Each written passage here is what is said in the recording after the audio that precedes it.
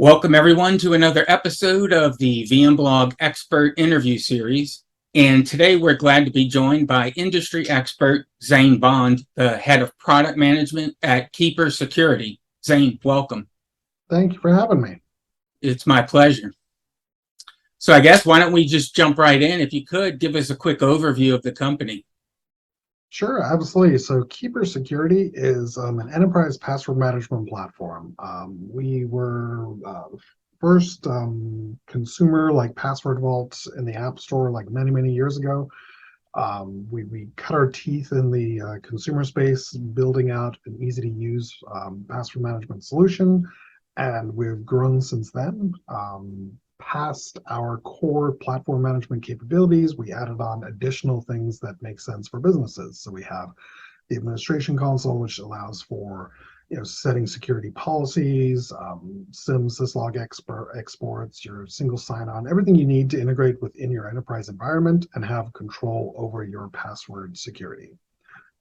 After that, we've recently launched, probably about a year ago now, feels recent, we launched our secrets management platform, which solves many of those same use cases except for machines. So typically with the password platform, you have, I'm a person, I need to get to a website and log in. You have the multi-factor, email validation, all that stuff to verify. For machines, it's a little different, right? For databases, you can't ask it to type in a code. So Secrets Manager solves those, primarily allowing you to remove hard-coded credentials from config files, scripts, source codes, or your DevOps tools, and keep it all in a secure vault. We also recently as in early this year again, our Keeper Connection Manager product. And Connection Manager allows you to have remote access to a target really easily, agentless, clientless, and incredibly responsive. So that's the 30-second overview. Now, one of the products, the most recent one that you launched, Keeper Connection Manager, can you dive in a little bit deeper into what that is? And is that replacing anything? Yes, absolutely. So Connection Manager really focuses on providing and brokering access to your privileged systems.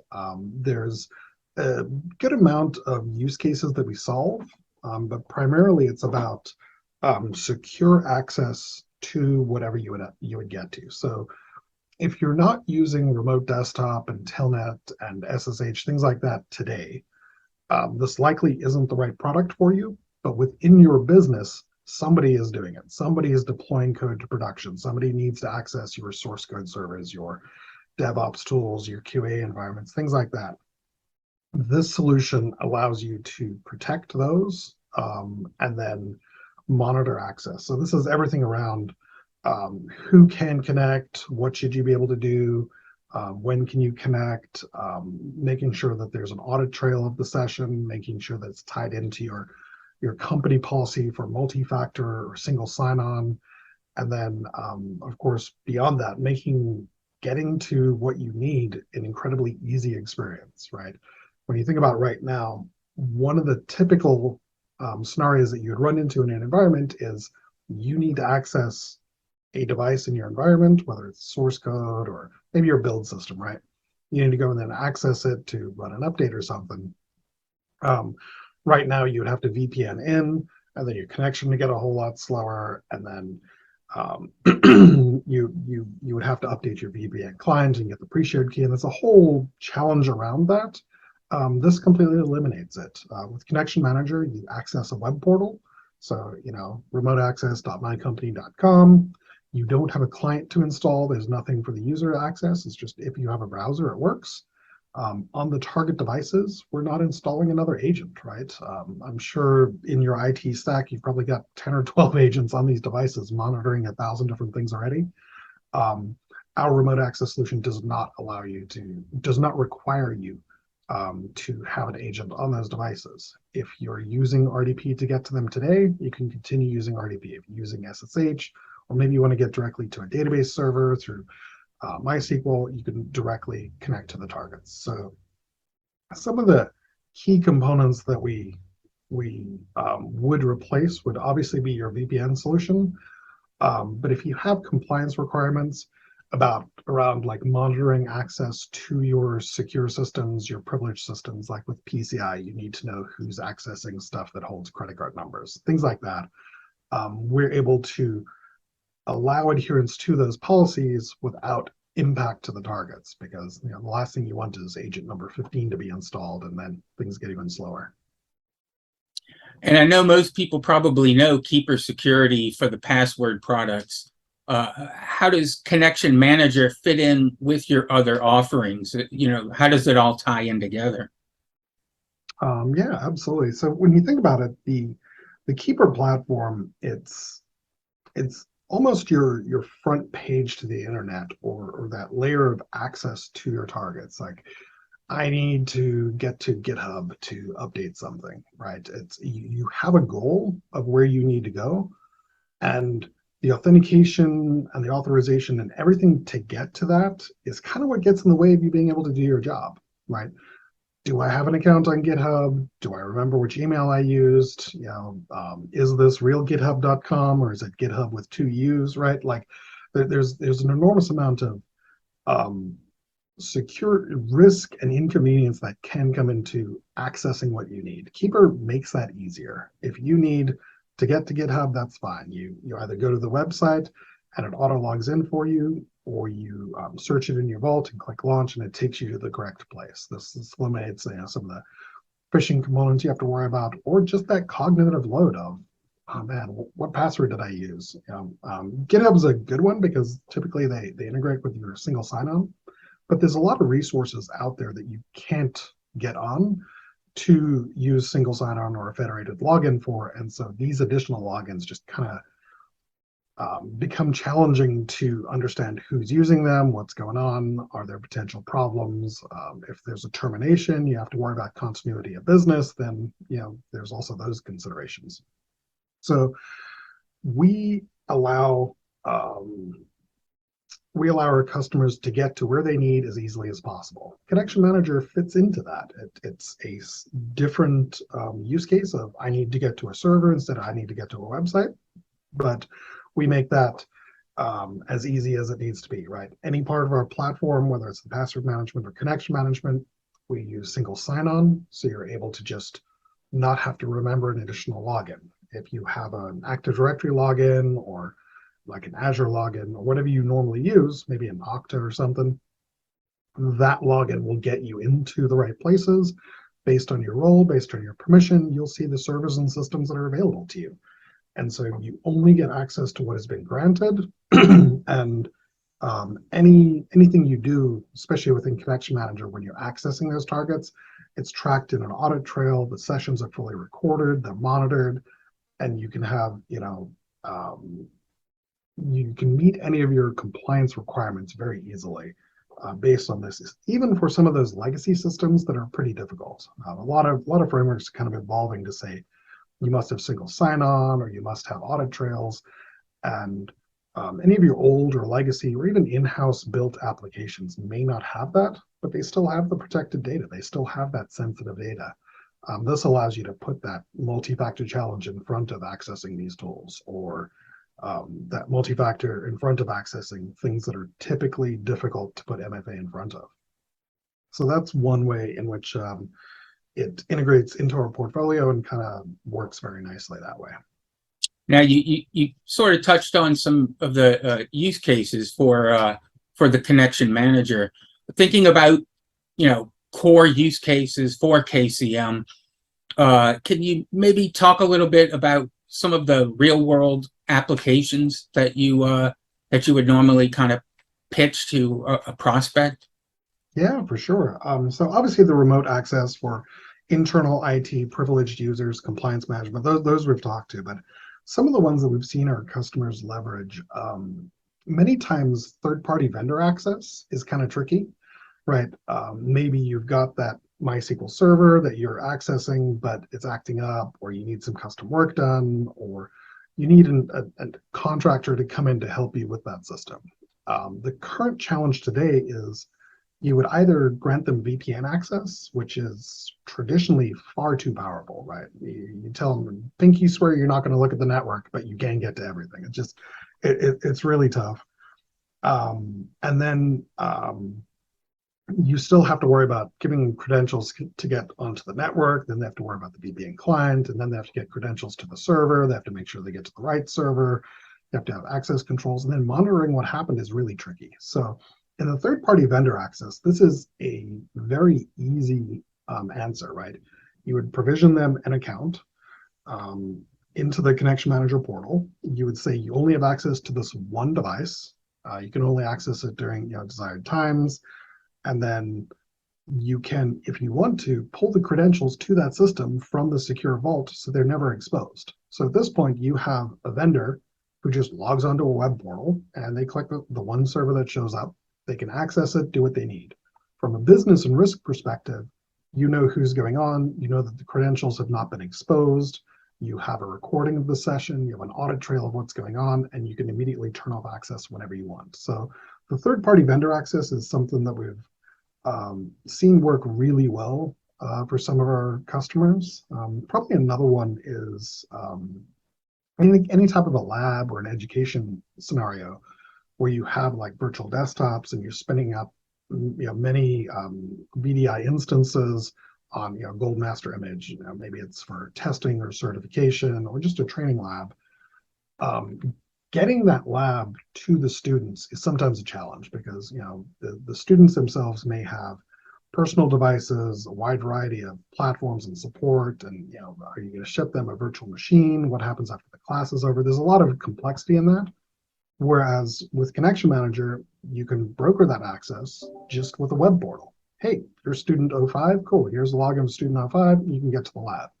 It'll launch, connect to the system, load up that gold master image, do whatever you need, and then when you're done and disconnect, it can revert the image, and then the next time you log in, it's another clean instance. But in this instance, there's no pre-shared keys, no VPN certificates, no downloads. It's just go to a web portal, log in, and you're accessing the target. So those are just some of the use cases. They're numerous, and we've got a bunch of them on our website under our case studies and use cases. For anyone who wants to learn a little more, but those are two that resonate really well with our existing customers. And then I guess, thinking about existing customers, prospects, when you're talking about the Keeper Connection Manager, what do you describe or tell people the key differences between it from existing remote access solutions? Yeah, sure, absolutely. So your existing remote access solutions, most of the time we find our customers will use whatever's built into the operating system. So if you're connecting to Windows boxes, you're using RDP. If you're connecting to Linux boxes, you're using SSH. If you're going to a database, you've got some kind of a database admin tool. And for any of those, the challenges are around if you have a business requirement for multi-factor before that. How do you put multi-factor in front of a MySQL database? Or how do you put, single sign-on in front of all your SSH connections? It gets a little tricky, and you end up having exceptions like, oh, well, for these servers, they're using a key, and it's not quite that. It gets a little tricky, but being able to use the single sign-on in front of that really simplifies a good amount of complexity around that.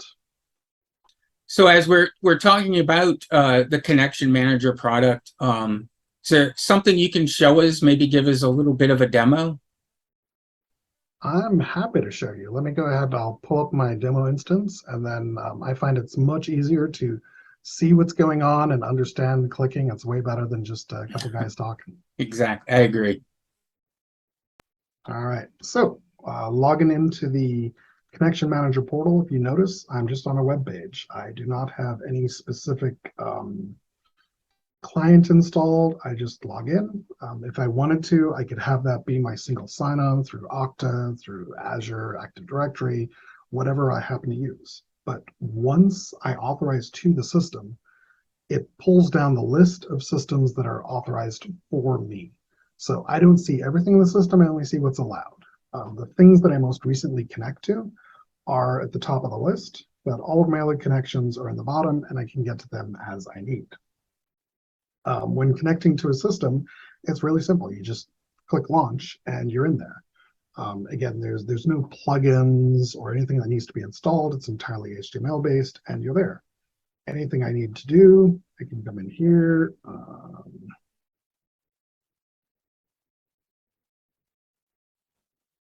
I can open up a command line prompt, figure out who I am. If I type it incorrectly. If you notice here in my connection, I never actually provided or had to enter the administrator password. That set of credentials is completely hidden from me. All I do is I sign into Connection Manager with my SSO creds. I'm able to have like service accounts stored in here, admin accounts. If I wanted to, I could do domain account pass-through, which is really common for Microsoft desktops, right? Most of the time when you're authenticating into that, you're not using a shared account, you're using your domain account. If you do have a need for shared accounts, those are fine. In addition to that, I can very easily come into the system, and maybe I want to go to one of my demo systems. So here I have a SSH session, and again, I can take a look at what's going on, do whatever I need to understand what's occurring on the server. At this point, maybe I need to switch back to a different server. Bam, I'm right there. It's really quick, it's responsive, it's very close to native. The protocols we use are just lightning fast. And any of those sessions that I perform, I can come here and disconnect, go back home. Any of those connections, as an administrator, I can now come into the system, I can understand what is in progress, who's connecting to stuff. If I wanted to, I could join a session in progress. Maybe you have multiple administrators who are, email servers down and everybody needs to jump in and figure out what's going on. That's great. Then you can set that up. Alternatively, in a lab scenario, you could have the teacher connect and then the students also connect in with read-only access and they can see what's going on directly. I can go into my history, and this will provide a list of everything that's occurred on the system, what's happening, how did they sign in. These are single sign-on users. And for any of the sessions, I can now come in and actually replay that session to understand what commands were typed, what was done. This is really good for forensics. If I need to come back and understand, something bad happened or somebody made a mistake, you can really analyze that. So that's the short overview of Connection Manager. The system itself is a lightweight Docker container that you would install in your environment, and that bastion acts as the connection to the targets. Any connections to the target use the native protocols. So if I am connecting to a Windows machine, I connect with RDP, and we use the native RDP protocols. So in order to pick up Connection Manager, I don't have to adjust firewall rules. I don't have to open up new ports. I don't have to install agents or install certificates or anything around that. It's how do you get to the box today? SSH, no problem. We'll use SSH on whatever port you have it on. RDP, we'll use native RDP. So using the native protocols means that deployment is much easier in your environment because that's the most likely thing you already have enabled. Some of the shortfalls of SSH and RDP are you don't really have the control auditability that you want. That's exactly what we provide. And then, of course, nothing I've done here requires VPN access because this is a publicly accessible URL. And so that's the overview of the Connection Manager demo. We're happy to go into a lot more detail. There's a ton more use cases, but this is just a really good quick teaser to understand what the product is and how it works. Yeah, I agree. That was great, Zane. Really appreciate that. And speaking of, where can folks go if they want to learn more about the things that we talked about today and that you showed? Yeah, absolutely. So keepersecurity.com. On our website, you can sign up for a free trial. You can test it out for 30 days. That'll be the enterprise platform, secrets manager, connection manager, whatever you're interested in. Start up a trial and get it going. That's probably your best bet. And just keepersecurity.com. Great. Well, thanks for talking to VMblog today. We really appreciate your time. All right. Thank you so much. All right. Take care.